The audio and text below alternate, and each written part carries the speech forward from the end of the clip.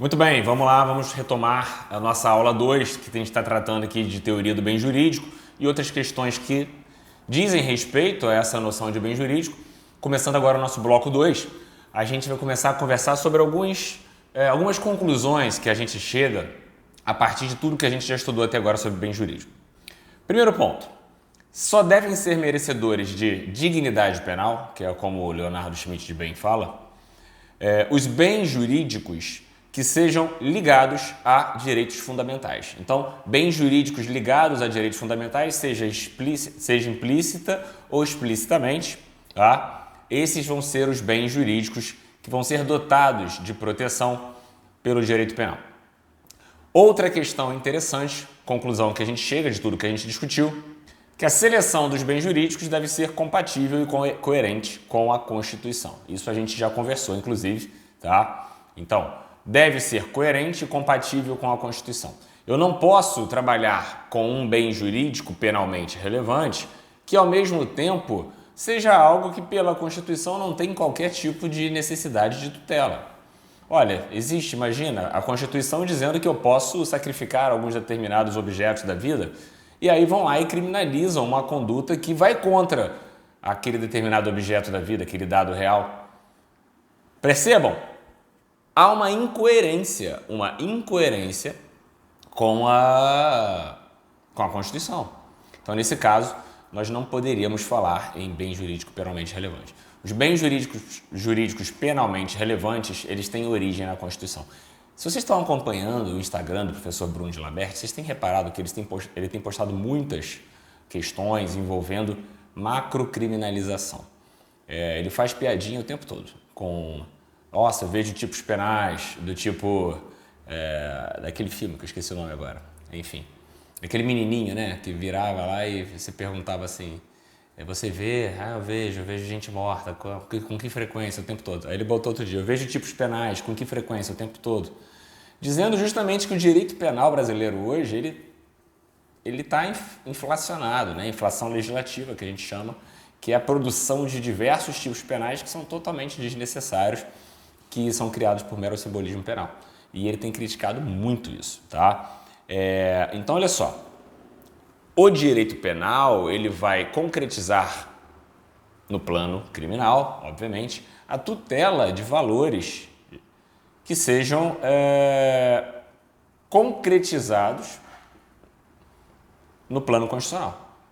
Ou seja, são valores que estão constitucionalmente consagrados, então são valores que merecem proteção também pelo direito penal, tá? Então, vão ser esses valores ligados à ordenação social, ordenação política, ordenação econômica, que é a estrutura da nossa Constituição. Então, para uma vida em sociedade, seja dentro de uma ordem social, de uma ordem econômica, de uma ordem política, esses são valores que merecem proteção? Então, aqui eu tenho bens jurídicos penalmente relevantes, legítimos, tá? E uma outra questão interessante que quase ninguém fala, e isso vocês precisam ficar atentos, porque vai que vem uma questão assim. E aí a pessoa fala, não tem nada a ver. Qual é a questão? O artigo 5º, inciso 35 da Constituição, ele traz pra gente a inafastabilidade da jurisdição, tá? Inafastabilidade da jurisdição vai dizer lá o artigo 5º, inciso 35, que a lei não afastará da proteção ao judiciário lesão, ameaça de lesão a direitos, né? Então, quer dizer o seguinte, eu tenho sempre direito de recorrer a uma decisão judicial acerca de determinados temas que sejam ligados a direitos meus. Então, se direito meu foi lesionado ou ameaçado de lesão, eu tenho direito de recorrer ao judiciário para que seja protegido esse meu direito. Presta atenção, princípio da inafastabilidade da jurisdição, ele vai ser justamente a base constitucional, segundo Leonardo Schmidt de bem, do princípio da proteção de bens jurídicos. Porque ele diz o seguinte, olha, se a inafastabilidade da jurisdição determina que o judiciário deve sempre proteger, né, e dar uma resposta quando houver lesão ou ameaça de lesão a direitos, se um bem jurídico penalmente relevante é lesionado, deve o direito penal se manifestar. Então, percebam aqui, Se te perguntarem na prova, a proteção dos bens jurídicos é implicitamente decorrente do princípio da inafastabilidade de jurisdição, previsto no artigo 5º, inciso 35? Correto, perfeito. Exatamente isso. Então, olha só, isso é uma questão interessante que você não vê quase ninguém falando, tá? Garantia da inafastabilidade de jurisdição como sendo a origem constitucional da proteção dos bens jurídicos. Perfeito, galera? Muito bem. Vamos avançar então no nosso estudo. Quero trazer para vocês agora um tema, prestem atenção aqui agora, por favor, porque esse tema é um tema que eu acho relevante dentro dessa noção de bem jurídico, que é o chamado paternalismo no direito penal. Existe, né, uma discussão dentro do direito penal que traz algumas questões, que são as seguintes. Olha só, o direito penal ele se presta a proteger bens jurídicos, não é isso? Essa é a finalidade do direito penal, proteger bens jurídicos.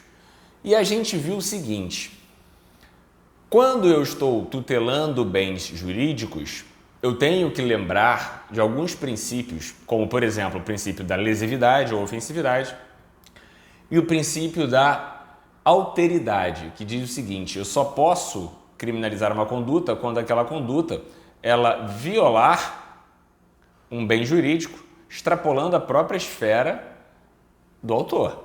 Ou seja, se o autor é o titular do bem jurídico, em tese, ele não praticaria crime quando ele ofende o seu próprio bem jurídico.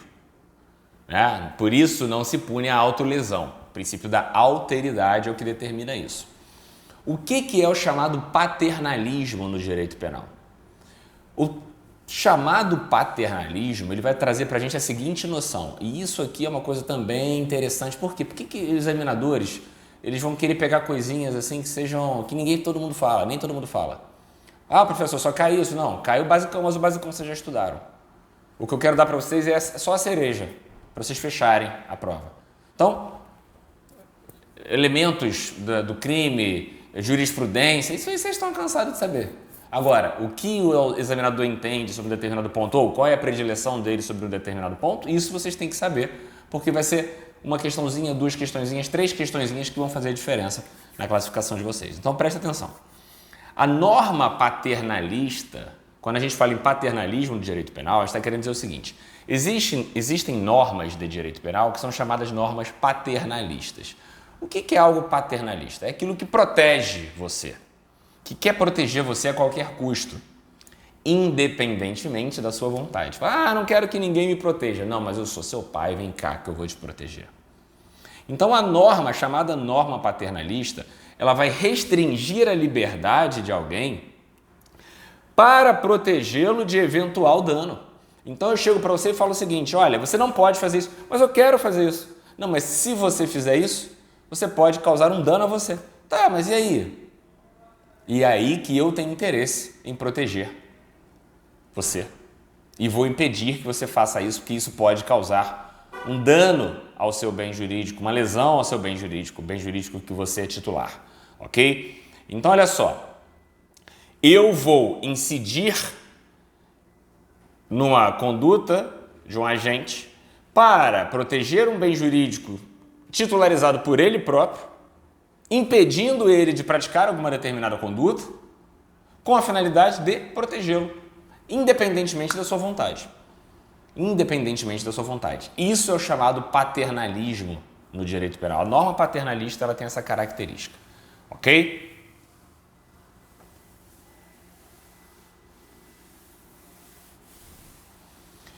Existem várias formas de paternalismo, tá? Então, olha só, a gente vai estudar daqui a pouco todas elas. Mas, em alguns casos, o paternalismo independe da vontade, né, do agente, na verdade, do sujeito que vai ser protegido, porque ele quer protegê-lo. Então, não interessa a vontade dele. Em outras situações, a possível vítima, eventual vítima, ela sequer tem capacidade para consentir. E por isso, ela não pode realizar determinadas condutas. Eu vou restringir a liberdade de atuação dela para protegê-la, proteger o bem jurídico titularizado por ela. E aí, olha só, nesse caso, quando o titular do bem jurídico não tem autonomia para abrir mão da tutela estatal, fala, não, Estado, eu não preciso cuidar de mim não, que eu sei o que eu estou fazendo. Nesses casos, a gente tem que o consentimento dele é um consentimento inválido, né? Então, quando ele não tem autonomia para abrir mão da tutela estatal, porque o consentimento dele é inválido, pouco me importa a vontade dele, o Estado vai interferir. Exemplo, estupro de vulnerável. No estupro de vulnerável, eu tenho uma conjunção carnal. Não tem violência, não tem grave ameaça à pessoa, mas é uma conjunção carnal praticada por alguém e com alguém que não tem capacidade, não tem autonomia para consentir. Então, eu, direito penal, vou intervir nessa situação porque eu acho que ela merece proteção independentemente da sua vontade. Por isso, é uma norma penal paternalista, tá? Então, é uma questão que eu acho bacana. Paternalismo penal, nunca vi sendo cobrado por aí. Dificilmente você vê discutindo isso em manuais, tá? Mas o Bruno Gilabert pode se interessar. Só que, preste atenção aqui. Vamos mudar o foco. Existem algumas classificações do paternalismo, tá? E isso é interessante também. Primeira classificação do paternalismo, que tem a ver com o que a gente acabou de falar, é o chamado paternalismo soft. Então, paternalismo soft ou moderado, paternalismo soft ou moderado, é justamente o paternalismo da norma penal que considera condições individuais da pessoa para interferir na sua liberdade, considerando essas suas peculiaridades subjetivas. Então, dentro do paternalismo soft, nós temos um paternalismo da norma penal que vai interferir ou não na liberdade de ação da pessoa, considerando determinadas condições suas. Ou seja, quando aquela pessoa não for capaz, não tiver autonomia para consentir, então o direito penal deve atuar para proteger essa pessoa, não sendo, portanto, válido o seu consentimento, incidindo o direito penal e afastando aí o âmbito de liberdade dessa pessoa. Tudo bem? Essa pessoa ela vai ter uma liberdade cerceada porque o direito penal acha que ela merece uma proteção.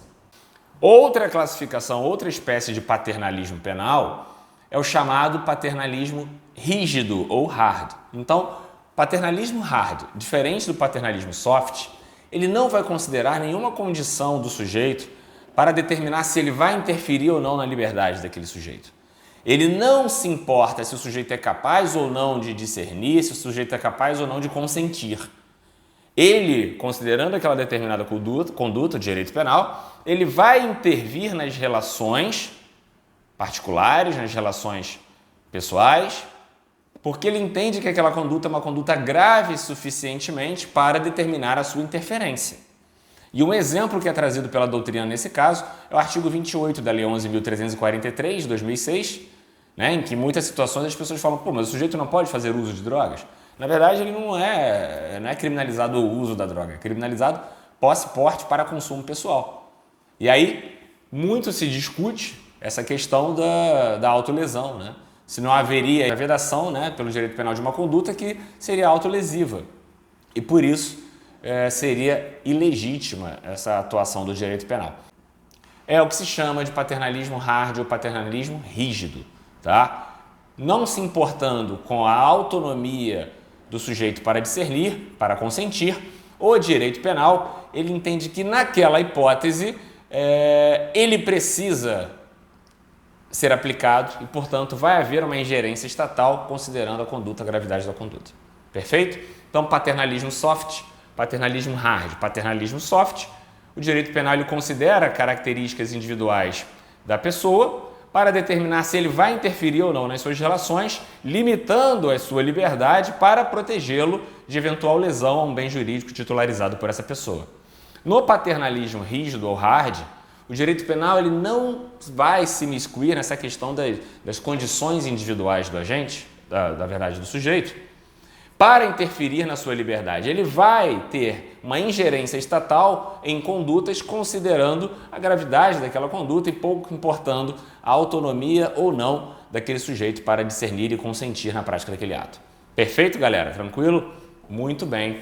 Vamos seguir então aqui agora. Além dessa classificação entre soft e hard, nós temos uma classificação entre paternalismo direto e paternalismo indireto. O que se entende por paternalismo direto? Vamos lá, anota no teu caderno. Paternalismo direto.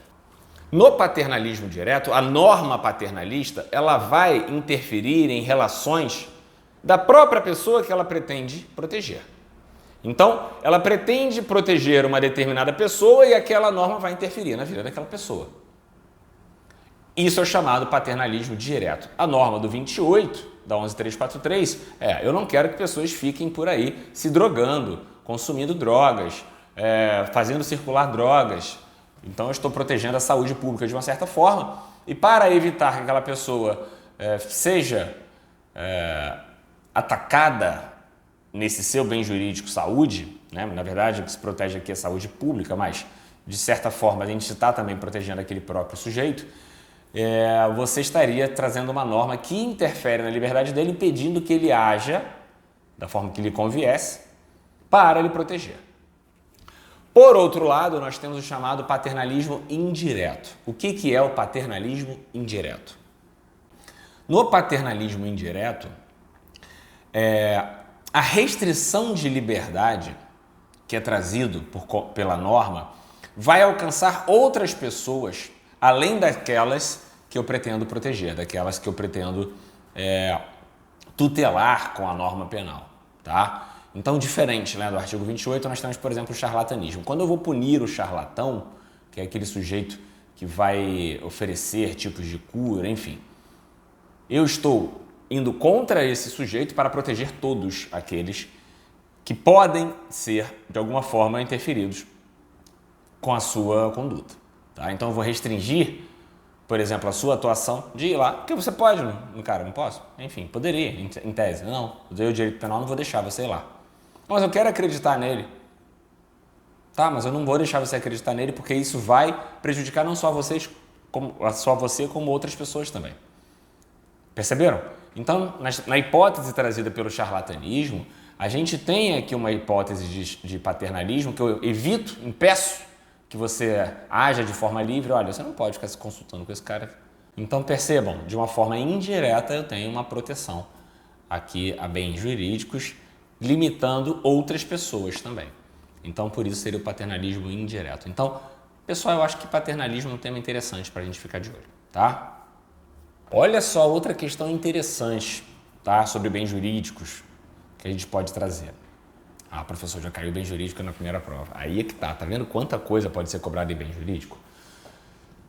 Lesões remotas. O que seriam as chamadas lesões remotas? O que se entende por lesão remota? Anota aí. Lesões remotas são aqueles comportamentos que atingem de forma remota, distante, outros interesses além daquele bem jurídico que é protegido pela norma. Então, a norma protege um determinado bem jurídico, mas a realização da conduta, além de afetar esse bem jurídico, pode causar prejuízo a outros interesses que não são diretamente protegidos pela norma. Essas são as chamadas lesões remotas. Qual é a questão interessante que a gente pode trazer aqui? Eu posso punir as chamadas lesões remotas? Eu posso criminalizar condutas que possam causar essas chamadas lesões remotas? O que a doutrina, né, que a gente está seguindo indica para a gente? Indica o seguinte: só posso criminalizar essas condutas, esses comportamentos só podem ser levados à condição de crime, só podem ser criminalizados se houver um mínimo de controle sobre o comportamento do terceiro.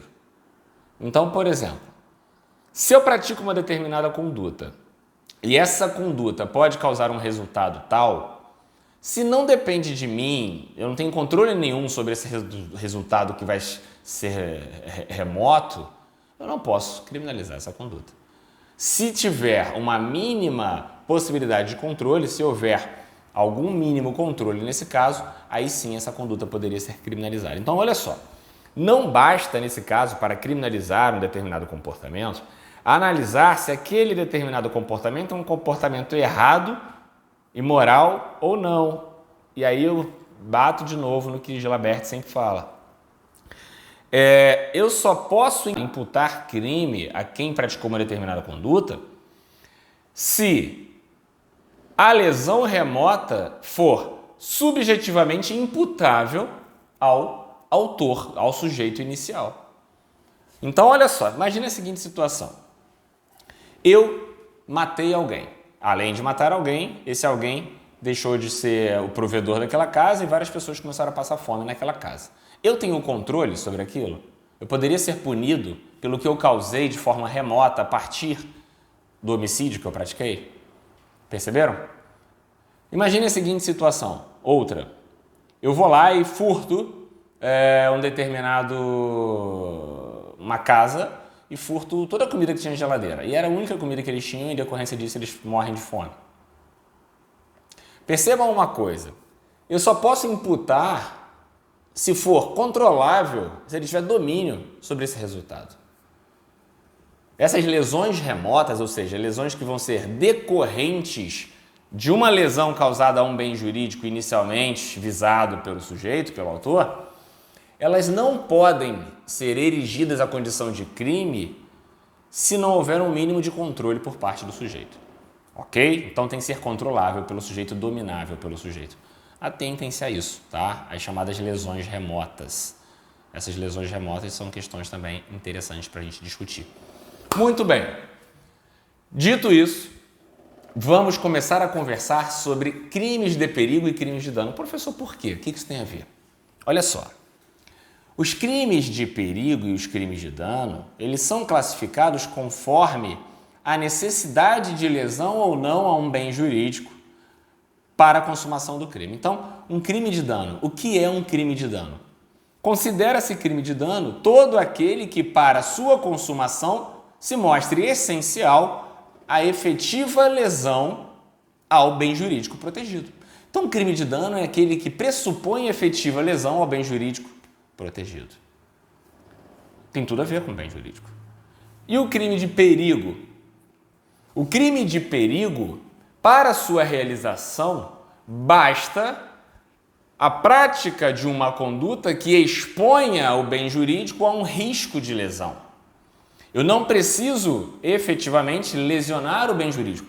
Se eu realizo uma conduta que é possivelmente lesiva, né, há a possibilidade de causar lesão ao bem jurídico, ela causa um risco, ela leva um perigo para aquele bem jurídico e por isso ela já é punida.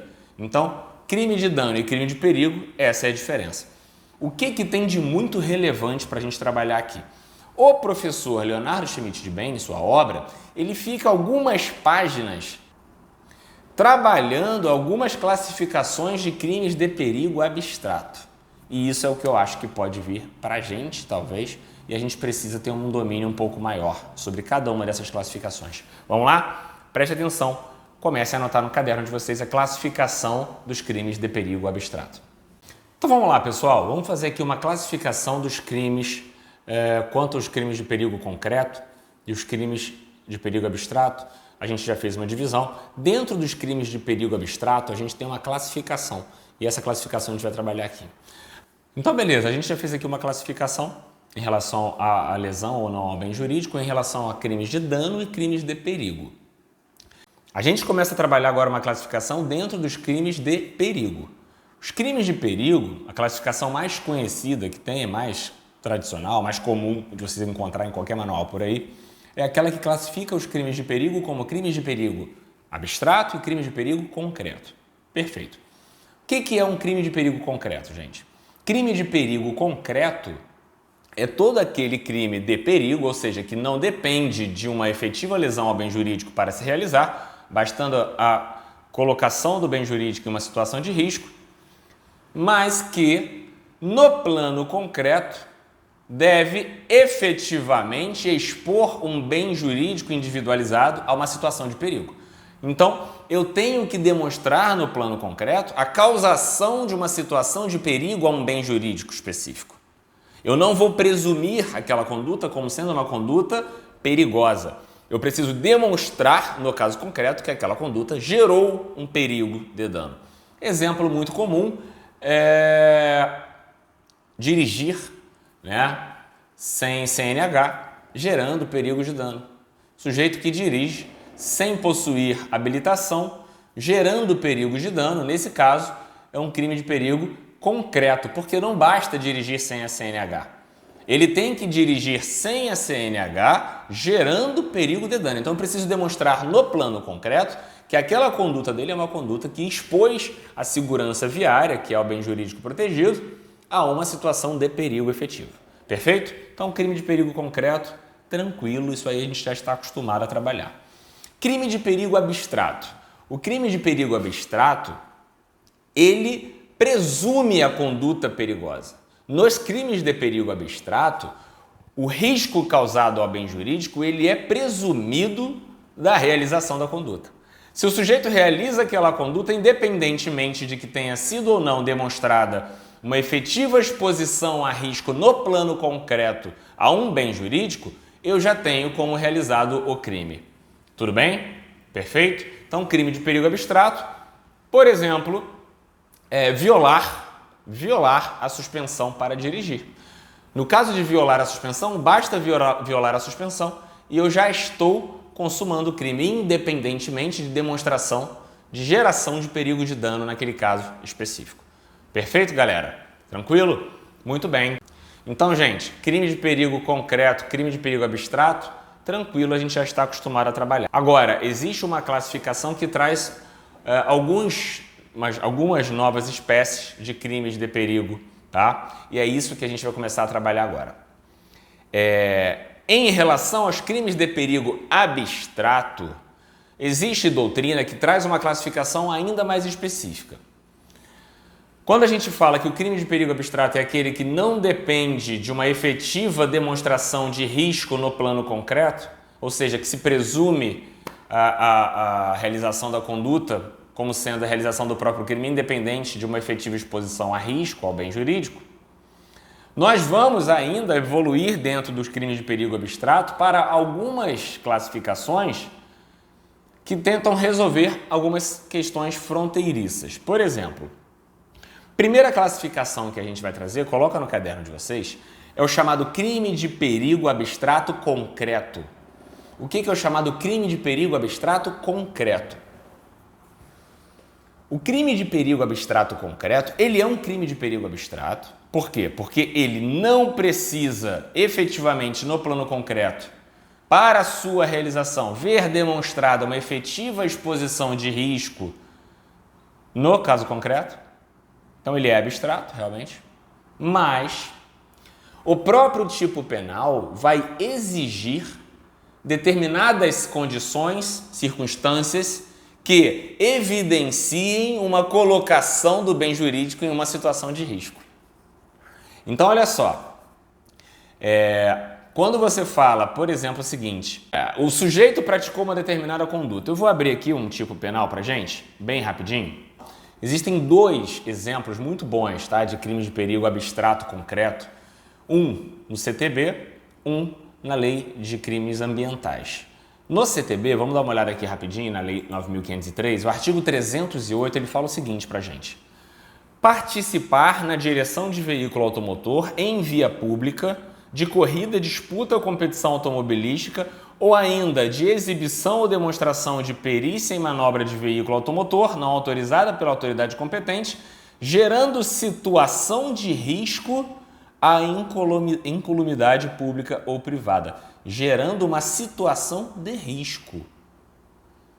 Perceba o seguinte, ele não está falando que eu vou gerar perigo de dano efetivo. Eu vou gerar uma situação de risco.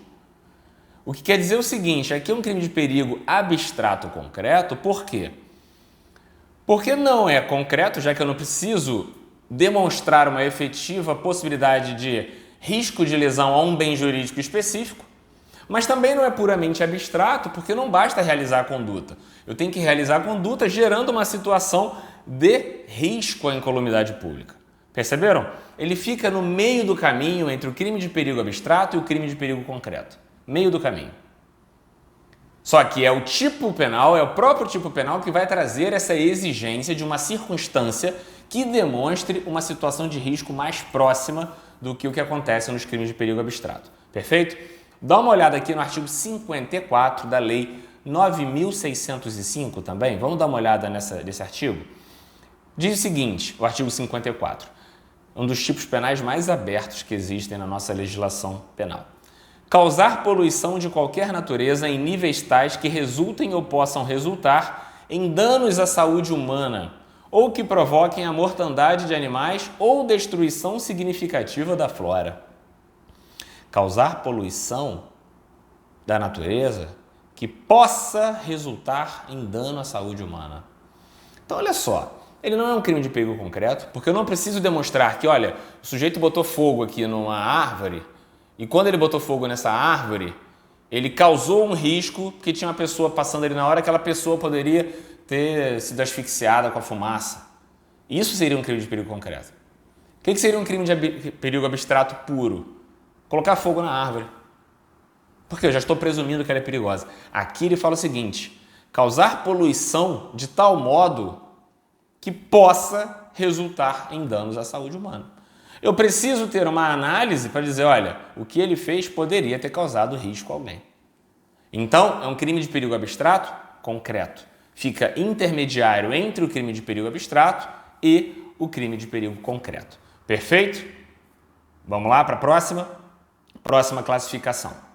Crimes de perigo abstrato como crimes de perigo geral. O que é isso? Crimes de perigo abstrato como crimes de perigo geral. O legislador, ele já antecipa uma probabilidade de causação de um risco a um bem jurídico e por isso ele criminaliza aquela determinada conduta. Quando eu falo em probabilidade, ele trabalha, por exemplo, com uma questão estatística. Olha, pessoas que bebem costumam causar mais acidentes. Então, por que eu estou criminalizando quem bebeu e está dirigindo? Porque pessoas que bebem costumam causar acidentes. Perceba uma coisa, eu estou presumindo, mas eu estou presumindo com uma base estatística. Há uma probabilidade maior, nesse caso concreto, e por haver uma probabilidade maior, o legislador criminaliza aquela conduta como sendo um crime de perigo abstrato. Mas aí é o que a gente chama de crime de perigo abstrato como crime de perigo geral. Perfeito? Professor, qual é a diferença do crime de perigo abstrato como crime de perigo geral para o crime abstrato concreto? Crime abstrato concreto eu trago lá no próprio tipo penal que é a necessidade de uma causação de uma situação, uma circunstância que seja possível de causar um risco a alguém.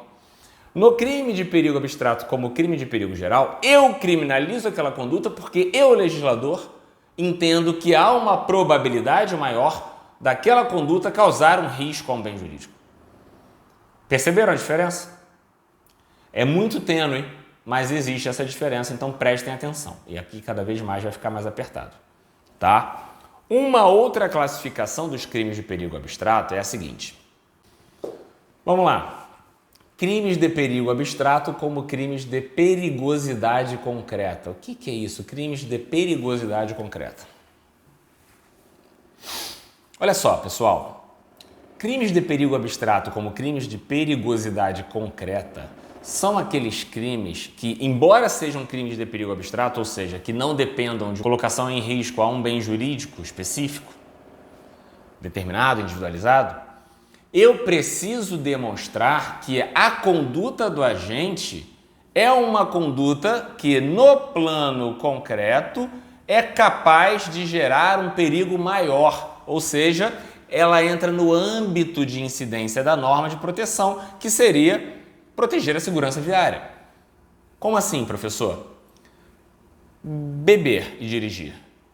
Embriaguez ao volante. Embriaguez ao volante é um crime de perigo abstrato. Se você é parado na blitz e está lá acima do máximo permitido, nesse caso, você responde pelo crime de embriaguez ao volante. A gente está falando de um crime de perigo abstrato como um crime de perigo geral, ou seja, simplesmente entendo aquilo ali como sendo provável de causar um risco maior ao bem jurídico. Se eu entendesse a embriaguez ao volante como sendo um crime de perigo abstrato, como crime de perigosidade concreta, para que eu pudesse punir a embriaguez ao volante, eu precisaria não necessariamente que o sujeito freasse em cima de alguém, porque aí seria um crime de perigo concreto, né? Gerou perigo de dano. Mas, por exemplo, ele precisaria dar sinais exteriorizar sinais de que aquela embriaguez começa a colocar a segurança viária em uma situação de risco. Imagine que o sujeito dirigindo embriagado entra na contramão de uma rua. Nesse caso, pronto, estaria consumado o crime, se eu tratasse esse crime de embriaguez ao volante como um crime de perigosidade concreta. Então, nos crimes de perigosidade concreta, há uma presunção, mas essa presunção ela é relativa. Então, olha só, a norma impõe o seguinte: você não pode dirigir embriagado. Tudo bem, mas eu dirigi embriagado e não fiz nada de errado, que é o que muita gente sustenta, tá? Sustenta-se que deve-se tratar o crime de embriaguez ao volante como sendo um crime crime abstrato, crime de perigo abstrato, de perigosidade concreta. Por quê? O sujeito toma um chopp. Bateu na alcoolemia, não poderia ter dirigido. Tá, mas o sujeito tomou um chopp, não teve qualquer alteração, andou um quarteirão e entrou em casa. Alguns afirmam que isso violaria o princípio da ofensividade, o princípio da lesividade. Que eu precisaria demonstrar que o sujeito, pelo menos, cria uma situação de risco, uma situação de perigo. Então, perigosidade concreta é isso. Nesse caso, é um crime de perigo abstrato, de perigosidade concreta. Qual é a diferença do crime de perigo abstrato, de perigosidade concreta, para o crime de perigo abstrato como de perigo geral que a gente falou atrás? No crime de perigo abstrato como de perigo geral, eu vou ter aqui uma previsão, no plano abstrato ainda, de uma probabilidade de causação de um dano, de causação de um risco ao bem jurídico. No crime de perigo abstrato concreto, eu preciso, conforme expressa a previsão do tipo penal, gerar uma situação mais próxima de risco ao bem jurídico. Tem que ser possível, aquela conduta tem que ser uma conduta capaz de causar essa situação de risco. E no crime de perigosidade concreta? No crime de perigosidade concreta, eu tenho que, no plano concreto, demonstrar que eu criei a situação de perigo. Tudo bem? Essa é a diferença entre essas classificações. Vamos lá para mais uma classificação do crime de perigo abstrato? Outra classificação é o chamado crime de perigo abstrato como de potencial perigo. O que é o crime de perigo abstrato como de potencial perigo? É muito parecido, é uma linha muito tênue, tá? Em relação aos crimes de perigosidade concreta. O que distingue, então, o crime de perigosidade concreta para esses chamados crimes de perigo abstrato como crimes de potencial perigo? Preste atenção, galera, olha só. Aqui, efetivamente, o que se propõe é aproximar o estudo dos crimes de perigo abstrato às ideias da teoria da imputação objetiva. Ou seja, eu só posso imputar um crime de perigo a alguém se esse alguém criou um risco proibido a partir da sua conduta. E com a criação desse risco proibido, no plano concreto, ele realizou, portanto, a conduta perigosa. Por isso, então, é um crime de perigo abstrato como de potencial perigo.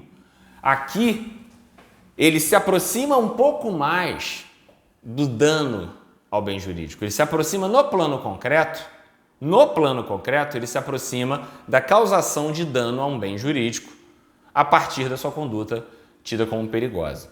Diferente do crime de perigosidade, que lá naquele crime de perigo abstrato como de perigosidade real, o sujeito ele precisa realizar outras condutas, né? E essas outras condutas sejam condutas demonstradoras de que ele pode ser realmente um causador de perigo para aquele bem jurídico. No crime de perigo abstrato, como crime de potencial perigo, eu preciso demonstrar o potencial perigo. Perigo potencial é aquele que pode, em tese, ser causado. O risco está ali, iminente. Então, eu preciso demonstrar. Professor, isso não é crime de perigo concreto? Não. Por quê? Porque eu não preciso causar a situação de perigo. Mas eu preciso demonstrar que aquela conduta tem uma potencialidade de causar esse risco ao bem jurídico. Perfeito? Essa é justamente a distinção de uma espécie para outra. Tranquilo? Vamos lá, vamos avançar. Então, olha só. Lá no crime de perigosidade concreta, eu precisava demonstrar que o sujeito, com aquela conduta, cria uma situação de risco, né? Tudo bem. Aqui, como crime de potencial perigo, a diferença é justamente a seguinte. Eu preciso ter um critério material individual para demonstrar o perigo. Ou seja, ele causou um risco a um determinado bem jurídico específico. Imagina o seguinte, lá atrás eu falei que bastava que ele tivesse entrado na contramão, que ele tivesse avançado o sinal, ainda que não tivesse ninguém passando ali perto. Naquele caso ali, ele não expôs efetivamente nenhum bem jurídico ao risco, mas ele demonstrou que a conduta dele é uma conduta de fato perigosa, porque ele estava embriagado, avançando o sinal, entrando em contramão. Agora imagine o seguinte, se eu preciso exigir que o sujeito no plano concreto esteja embriagado, andando em zigue-zague, quase atropelando pessoas, nesse caso eu não preciso ter quase atropelado pessoas, mas se eu estou andando em zigue-zague na rua e tem pessoas passando ali, passa a haver um potencial perigo de dano para aquele sujeito individualmente demonstrado no plano concreto. Perceberam? Então, crime de potencial perigo depende de bens jurídicos expostos a esse risco no plano concreto. Ainda que eu não tenha causado esse risco concreto, eu tenho que ter bens jurídicos expostos. Coisa que lá na perigosidade concreta eu não preciso, tá? Crime de perigosidade concreta eu só preciso que haja aí uma efetiva demonstração de perigo, independentemente de exposição de bens jurídicos aí a esse risco.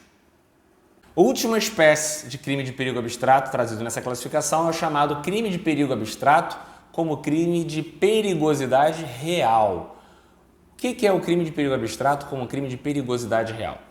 No crime de perigo abstrato como crime de perigosidade real, eu preciso que um determinado observador, terceiro, externo à conduta, nas mesmas circunstâncias espaço-temporais do agente, considerando os seus saberes empiricamente desenvolvidos, analisando a conduta do agente, ele consiga verificar que naquele plano há uma grande probabilidade de que o sujeito possa causar um risco a um bem jurídico.